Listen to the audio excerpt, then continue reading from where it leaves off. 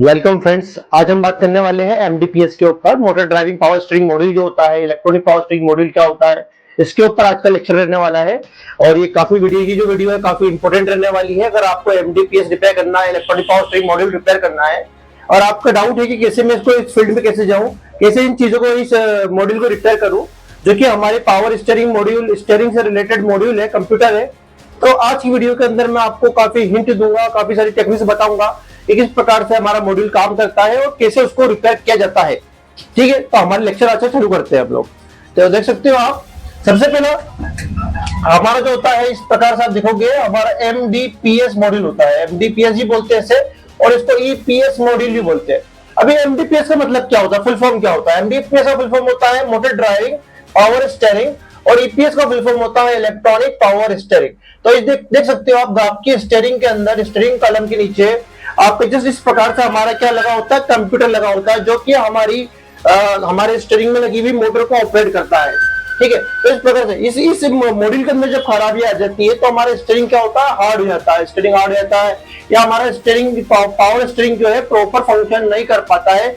जिस कंडीशन पे हम लोग इसको डायग्नोज करते हैं, अगर इसके अंदर ईपीएस मॉड्यूल के अंदर कुछ खराबी रहती है, कंप्यूटर में कुछ भी प्रकार की खराबी रहती है, तो हम इसको रिपेयर करते हैं। अभी रिपेयर कैसे करना है, वो अंदर की डीप नॉलेज वो होता है, इस प्रकार से होता है। इसके काफी सारे मार्केट में टेस्टर्स अवेलेबल है, ईपीएस टेस्टर मार्केट में आते हैं, वो आप परचेस करके काफी आसानी से इसको चेक भी कर सकते हो ऑन टेबल। चेक करने के बाद में रिपेयरिंग करने का तरीका क्या होता है, वो मैं थोड़ा सा आपके साथ शेयर करूंगा आज की वीडियो के अंदर। ठीक है, हम चलते हैं इस वीडियो की तरफ। अब देखा आपने, इस तरीके से हमारा क्या होता है, मॉड्यूल होता है। सबसे पहले अभी काम कैसे करता है, फंक्शन कैसे करता है, अगर मैं बात करूं ईपीएस मॉड्यूल काम कैसे करता है, तो अगर हम लोग बात देखिए आप, इस तरीके से सिस्टम पूरा हमारा होता है, इस तरीके से सिस्टम होता है हमारा। ये देखिए आप, ये क्या होगा, सबसे पहले आप देखोगे स्टीयरिंग कॉलम है, मैं कलर चेंज कर लेता हूं ताकि आपको इजीली देख। इस तरीके से ये क्या है, स्टीयरिंग कॉलम है, देख सकते हैं आप, स्टीयरिंग कॉलम रहता है, स्टीयरिंग कॉलम स्टीयरिंग है। फिर ये हमारी स्टीयरिंग कॉलम रहेगी, स्टेट जो रहेगी स्टीयरिंग कॉलम रहती है। और यहाँ पर आप देखोगे तो हमारे क्या लगा होता है, ईसीयू, इलेक्ट्रॉनिक कंट्रोल यूनिट जो रहता है हमारा स्टीयरिंग के लिए अलग से लगा होता है, इसके हम ईपीएस मॉड्यूल या एमडीपीएस मॉड्यूल बोलते हैं। और आप देखोगे यहाँ पर क्या लगी हुई है, ये हमारी इलेक्ट्रिक मोटर लगी हुई है। तो इस प्रकार से हमारे इसमें क्या होता है, स्टीयरिंग होता है, स्टीयरिंग कॉलम होती है, ईपीएस मॉड्यूल होता है, मोटर लगी होती है, और सेंसर्स लगे होते हैं। क्या लगे होते हैं, सेंसर्स लगे होते हैं। इस प्रकार से आप देख सकते हो कि इस टाइप से आपको दिखेंगे सेंसर, जैसे कि steering angle sensor, steering angle sensor, ये इस तरीके से हमारे स्टीयरिंग के अंदर स्टीयरिंग एंगल सेंसर लगा होता है, जिससे हमारे ईपीएस मॉड्यूल को ये कंफर्मेशन मिलता है कि स्टीयरिंग किस एंगल पे हमने मूव करा, किस एंगल पे घुमाया है। तो हमारे उसमें गाड़ी में क्या हो गया, हमारे स्टीयरिंग के अंदर एक सबसे पहला स्टीयरिंग एंगल सेंसर लगा हुआ गया। सेकंड हम देखते हैं तो हमारे उसमें स्टीयरिंग टॉर्क सेंसर, इस तरीके से आप देखोगे, second steering torque sensor, torque sensor लगा होता है। तो सेकंड वाला सेंसर कौन सा होगा, स्टीयरिंग टॉर्क सेंसर होगा, कितनी स्पीड में आपने, कितने स्पीड में आपने जो है मूवमेंट करा है स्टीयरिंग को, वो स्टीयरिंग टॉर्क सेंसर वो चीज कैलकुलेट करता रहता है। ये सारी इंफॉर्मेशन कहाँ जाती है, ये सारी इंफॉर्मेशन जो होती है हमारे कंप्यूटर पे जाती है। कौन से कंप्यूटर पे जाती है, ईपीएस मॉड्यूल पे जाती है, इलेक्ट्रॉनिक पावर स्टीयरिंग मॉड्यूल। इसको हम लोग सेकंड क्या बोलते हैं, एमडीपीएस भी बोलते हैं, motor driving power steering module. तो इसके अंदर हम लोग ज्यादातर ये देखते हैं कि हम यहाँ पर वर्कशॉप हमारी काम करते हैं, तो हम मोस्टली ये देखते हैं कि इसके अंदर या तो मोस्टली मोटर खराब होती है या हमारा ईपीएस मॉड्यूल खराब होता है। अभी ईपीएस मॉड्यूल दिखता कैसा है, मैं थोड़ा सा वो आपको दिखाने की कोशिश करता हूँ। तो काम करना काफी इजी है, उसके लिए आपको थोड़े बहुत जो है तरीकों को आपको फॉलो करना पड़ेगा, प्रैक्टिस करना पड़ेगी, तब जाके आप जो काफी आसानी से काम कर सकते हो। काम करना बहुत इजी है। उसके बाद आप देखोगे इस तरीके से हमारे क्या होता है, ये हमारा पीसीबी रहता है, एमडीपीएस मॉड्यूल का पीसीबी रहता है। अभी इस पीसीबी को रिपेयरिंग करना है। अभी काफी सारे ऑल इंडिया से हमें लोग, इंडिया के बाहर भी देखते हैं, काफी सारे टेक्नीशियंस है, मैकेनिक है, फ्रेशर स्टूडेंट्स भी रहते हैं। अभी उन्हें क्या करना है कि ये ईपीएस मॉड्यूल रिपेयरिंग करना, अब वो डायरेक्ट ईपीएस मॉड्यूल रिपेयरिंग करने बैठ जाते हैं। मेरा कॉन्सेप्ट ये रहता है, मैं हर बार स्टूडेंट को यही बोलता हूँ कि सबसे पहले यदि आपको इस मॉड्यूल को रिपेयर करना है तो बेसिक एसएमडी कंपोनेंट्स का नॉलेज रखो आपके पास में। जब तक कि आपके पास बेसिक एसएमडी कंपोनेंट्स का नॉलेज नहीं रहेगा, आप इस बोर्ड को रिपेयर नहीं कर सकते। असल में इन बोर्ड्स के अंदर क्या होता है, छोटे छोटे आप देख सकते हो क्या लगे होते हैं, एसएमडी कंपोनेंट्स लगे होते हैं, जैसे कि रजिस्टर है, कैपेसिटर है, डायोड है, मॉसफेट है, फ्यूज है, कॉइल है। तो इस प्रकार के हमारे कंपोनेंट्स लगे होते हैं। आप जो होते हैं डायरेक्टली रिपेयरिंग करने बैठते हो, ना आपको मल्टीमीटर चलाना याद है, ना आपको एसएमडी कंपोनेंट्स का नॉलेज है, ना उसको मल्टीमीटर से उन एसएमडी कंपोनेंट्स को चेक करने का आपके पास नॉलेज है। तो आप डायरेक्ट रिपेयर कैसे कर सकते हो? तो पहला आपको मल्टीमीटर का बेसिक नॉलेज लेना बहुत जरूरी है। पहला मल्टीमीटर को ऑपरेट करना सीखो, आप मल्टीमीटर के ऑप्शंस को सीखो कैसे ऑपरेट करते हैं। सेकंड चीज ये देखो, आप यहाँ पर क्या है, चलो इसको मैं थोड़ा साइड में कर देता हूँ, इसको मैं थोड़ा साइड में कर देता हूँ। अभी आप यहाँ देखिए, ये क्या चीज है? अगर मैं आपसे पूछूं ये क्या चीज है, तो आपको बोलना चाहिए कि ये है हमारे एसएमडी कैपेसिटर से। क्या है? कैपेसिटर से। कैपेसिटर की फंक्शन में पूछूं, कैपेसिटर का फंक्शन क्या रहता है, तो आपको बताना पड़ेगा कि हमारे एसएमडी कैपेसिटर का फंक्शन ये रहता है। तो इसके फंक्शन वर्किंग को पहला आपको काफी डिटेल में समझना पड़ेगा। मेरी YouTube के ऊपर मेरी वीडियोस डली हुई है एसएमडी कंपोनेंट्स के ऊपर डिटेल में, तो वहां से आप जाकर एसएमडी कंपोनेंट्स के बारे में सबसे पहले सीख लो, ठीक है। उसके बाद में देखो आप इस प्रकार से क्या लगा होता है हमारा, मैंने बोला ये कैपेसिटर था ऊपर जो मैंने दिखाया आपको, ये कैपेसिटर आते हैं। ये देखिए आप पोलर कैपेसिटर भी होते हैं और नॉन पोलर कैपेसिटर भी होते हैं। कहाँ लगे रहते हैं? ये हमारे इलेक्ट्रॉनिक बोर्ड के ऊपर लगे होते हैं, हमारे ईपीएस मॉड्यूल के ऊपर लगे होते हैं यही कंपोनेंट्स, और यही कंपोनेंट्स हमारे खराब भी होते हैं। उसके बाद आप देखोगे इस तरीके से ब्लैक कंपोनेंट है, इसके ऊपर देखो सिंपल कंपोनेंट है, कंपोनेंट के ऊपर आप देखो 0603 कुछ नंबर लिखा हुआ है। तो ये हमारे क्या है?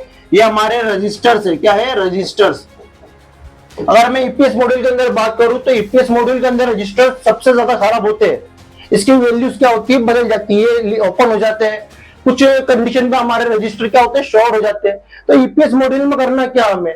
तो इन्हीं छोटी छोटी चीजों को चेक करना है, उनकी वैल्यूज चेक करना है। अभी देखिए आप यहाँ पर मैंने क्या करा, ये रजिस्टर्स है, ये देख लो आप, मैंने रजिस्टर्स की क्या कर रखी है? वैल्यूज निकाल रखी है, वैल्यू निकाल रखी है। अभी वैल्यू कैसे निकाली है उसके ऊपर हम बाद में बात करेंगे, पहले कंपोनेंट्स के ऊपर क्लियर कर लेते हैं।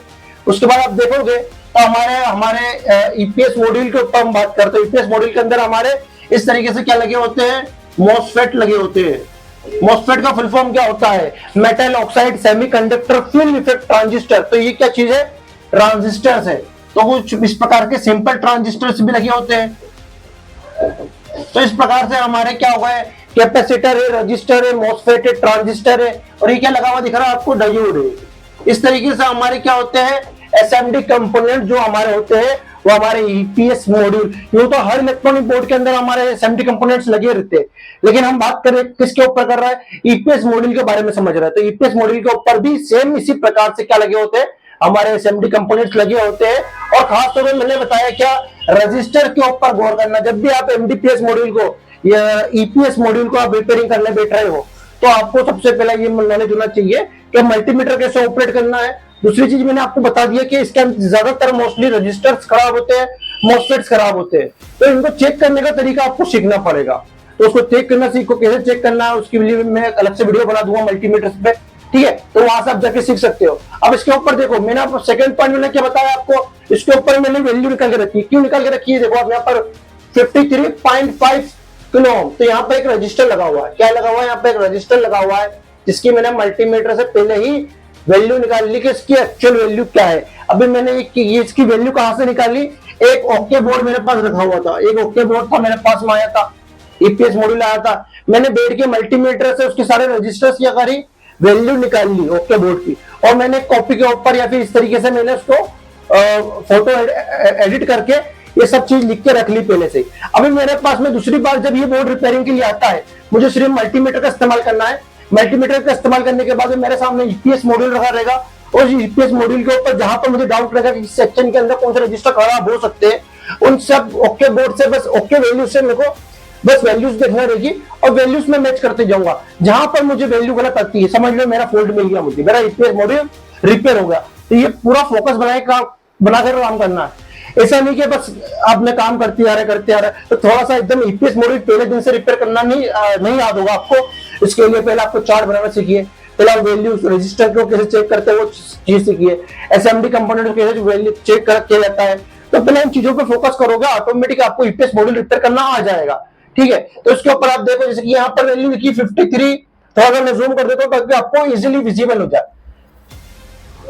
हमारी जो वहां पर आप देख सकते हो, हम लोग हमारी वो खुद की वर्कशॉप है, हम लोग ECM repairing, BCM repairing, SMK module repairing, की प्रोग्रामिंग, और भी काफी सारे अलग अलग टॉपिक्स पे हम लोग काम करते हैं, और उन्हीं चीजों के ऊपर हम लोग काम सिखाते भी आपको। उसमें किसी भी प्रकार का कोई डाउट रहता है, ईपीएस मॉड्यूल सर रिपेयरिंग करने मेरे को नहीं आ रहा, कैसे रिपेयरिंग करूं, अभी भी काम समझ में नहीं आया, आप स्क्रीन के ऊपर दिए गए नंबर पर मैं कॉल करो, डायरेक्ट मेरा नंबर वहां पर मेंशन कर रखा है मैं कॉल रिसीव करूंगा, आपको इसके बारे में थोड़ा सा और जानकारी जितनी मेरे से हो सकेगा मैं आपको और जानकारी इसके बारे में प्रोवाइड करवा दूंगा। ठीक है, अभी आप देख सकते हो यहाँ पर देखिए ये ईपीएस मॉड्यूल है, थोड़ा सा जूम कर देता हूं मैं, ये ईपीएस मॉड्यूल है। अभी ईपीएस मॉड्यूल में देखो यहाँ पर क्या लगा था, रजिस्टर। अब जितनी भी मैंने वैल्यूज ले रखी है, किसकी वैल्यूज है, ये वैल्यूज काय की है, ये सब वैल्यूज हमारी किसकी है, रजिस्टर की है। ये रजिस्टर्स की वैल्यू निकाल रखी है मैंने, ओके बोर्ड से रजिस्टर्स की वैल्यू निकाल रखी है। जैसे कि मान के चलो ये कॉर्नर पे मेरा क्या लगा हुआ है, रजिस्टर लगा हुआ है। ठीक है, अभी रजिस्टर के ऊपर वैल्यू कितनी लिखी हुई है, मैंने मल्टीमीटर जब इसको चेक करे, इसकी वैल्यू है 54.5 के मतलब होता है किलो ओम्स। लेकिन इसकी अगर वैल्यू मेरे पास में 54.5 किलो ओम्स नहीं आ रही है, इसकी जगह पर मेरे को मिल रही है 10 किलो ओम्स, ठीक है, या फिर 10 ओम्स, तो मेरी वैल्यू मतलब ये रजिस्टर जो है खराब हो सकता है। इस रजिस्टर को मुझे चेंज करना पड़ेगा। तो इसके अंदर फॉल्ट क्या निकल रहा है, सिर्फ इसके अंदर पूरा खेल जो है वैल्यू का खेल है। समझ में आया आपको किसका रहेगा, किस चीज का खेल है, वैल्यू का। रजिस्टर अपनी वैल्यू चेंज करने का हमारा ईपीएस मॉड्यूल सही फंक्शन नहीं कर पाएगा। तो फोकस ये करना है हमें कि रजिस्टर्स की जो वैल्यू होती है उसको समझना हमें आना चाहिए। मल्टीमीटर को यूज करो, इन रजिस्टर्स के अंदर देखिए आप किलो ओम्स, ओम्स, ठीक है, और मेगा ओम्स, इन सब के ऊपर रीडिंग कैसे चेक करी जाती है मल्टीमीटर से। एक बार वो आप सीख लोगे, ईपीएस मॉड्यूल के अंदर आप एक्सपर्ट बन जाओगे। उसके लिए अगर आपको फिर भी प्रॉब्लम आती है, आपको डेमो चाहिए या फिर ट्रेनिंग चाहिए रहती है, आप डायरेक्ट हमारे वर्कशॉप पे, ट्रेनिंग सेंटर पे डायरेक्ट आप आ जाओ। आपको हम यहाँ पर, हमारे पास सारे ईपीएस भी अवेलेबल है, हमारे टेस्टर्स भी अवेलेबल है, अलग अलग प्रकार की हमारी पावर स्टीयरिंग की मोटर्स अवेलेबल रहती है, आपको प्रैक्टिकली करवाते हैं। दूसरी चीज, कस्टमर के हमारे पास बोर्ड आते हैं, अभी वो बोर्ड खराब रहते हैं, तो वो बोर्ड कैसे हम लोग रिपेयर कर रहे हैं, आप वो चीज को डायरेक्ट देखो कैसे रिपेयर करना है, तो आप और अच्छे बेहतर तरीके से सीख जाओ काम को। काम बहुत कठिन नहीं है, सिर्फ ये जो छोटी छोटी चीजों को हमें फॉलो करना है। ठीक है, तो अब देखिए मैंने बता दिया आपको कि यहाँ पे 53.8 किलो ओम्स है। अभी ये रजिस्टर, इस रजिस्टर की वैल्यू है, अभी यहाँ पर 53 की जगह पर ये गलत वैल्यू दे रहा है, तो कहीं ना कहीं रजिस्टर हमारा क्या हो गया है, ओपन हो गया है, जिस वजह से उन्होंने अपनी वैल्यू चेंज कर ली।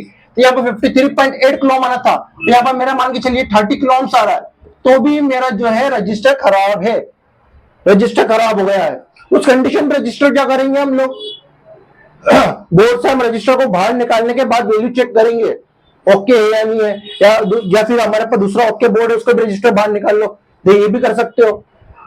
और दूसरा रजिस्टर डालकर भी वैल्यू चेक कर सकते हो। दूसरा रजिस्टर डालने के बाद में यदि हमारी वैल्यू 53.8 किलो ओम्स हो गई, मतलब हमारा ईपीएस मॉड्यूल रिपेयर हो गया है। दूसरी चीज, तरीका ये है कि मार्केट के अंदर आपको, मार्केट में क्या होता है, टेस्टर मिलते हैं, टेस्टर मिलते हैं।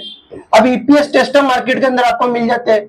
अब इजीली क्या होता है कि हमने टेस्टर पे लगाया, मैं आपको प्रैक्टिकल कुछ वीडियोस दिखाऊंगा कि कैसे हमारे पास डायरेक्ट हम लोग उसको खोलते नहीं, ओपन नहीं करते डायरेक्टली, पहले चेक करते हैं हमारे किसके ऊपर, ईपीएस टेस्टर के ऊपर चेक करते हैं। ईपीएस टेस्टर पे लगाने के बाद में हमने मोटर ऑपरेट करी, हमारी मोटर वहां चली ही नहीं, मतलब कहीं ना कहीं हमारे ईपीएस मॉड्यूल के अंदर खराबी है। हमने यहाँ पर ईपीएस मॉड्यूल के अंदर हमने रजिस्टर्स की वैल्यू चेक करी, हमारे जिस कंपोनेंट में हमें डाउट था वो कंपोनेंट की वैल्यू चेक करी, जिस भी कंपोनेंट की वैल्यू गलत जा रही है हमने उस कंपोनेंट को बदल दिया। कंपोनेंट को बदलने के बाद में हमारी वैल्यू ओके हो गई, फिर हमें ये कॉन्फिडेंस है कि हमारा ईपीएस मॉड्यूल रिपेयर होगा। दूसरी चीज हमें क्या करना है, अब सिर्फ हमारे डायरेक्ट गाड़ी पे, अगर गाड़ी आपके पास में तो गाड़ी पे लगा चेक कर लो, या तो हम क्या कर सकते हैं, या तो सेकंड हम क्या कर सकते हैं, हमारे पास टेस्टर अवेलेबल है, सीधे टेस्टर पे लगाया, मोटर को मूव करा, लेफ्ट राइट फॉरवर्ड घुमा के चेक करा, हमारा वहां पर ईपीएस मॉड्यूल, हमारी मोटर मूव हो गई, हमारा डाउट क्लियर कि हमारा ईपीएस मॉड्यूल रिपेयर हो गया। ठीक है, तो इस तरह का, तो ये हमारा आज का जो कॉन्सेप्ट था ये ईपीएस मॉड्यूल के ऊपर था, जो मैंने आपको बताया है। इसमें किसी भी प्रकार का डाउट रहता है, स्क्रीन के ऊपर दिए गए नंबर पर आप हमें कॉल करके हमसे सवाल कर सकते हो। दूसरी चीज ये कि अगर आपको ट्रेनिंग की रिक्वायरमेंट है तो ट्रेनिंग के लिए डायरेक्ट हमारे इंदौर के अंदर गंगवाल बस स्टैंड पर हमारा खुद का वर्कशॉप है, ट्रेनिंग सेंटर है। काफी सालों से हम लोग इस फील्ड के अंदर काम कर रहे हैं, और काफी डायरेक्ट हम कस्टमर अटेंड करते हैं, पर्सनल हमारी क्लासेस चलती है। तो आप डायरेक्ट यहाँ आकर बेझिझक यहाँ पर आकर डेमो ले सकते हो, हमारे सिस्टम को देख सकते हो, हमसे ट्रेनिंग ले सकते हो। किसी भी प्रकार की सर्विस और टूल्स की रिक्वायरमेंट रहती है, आप वो हमसे वो चीजें भी परचेस कर सकते हो। तो यदि आपको ये वीडियो पसंद आई है तो सब्सक्राइब करें, लाइक करें। Thanks for watching.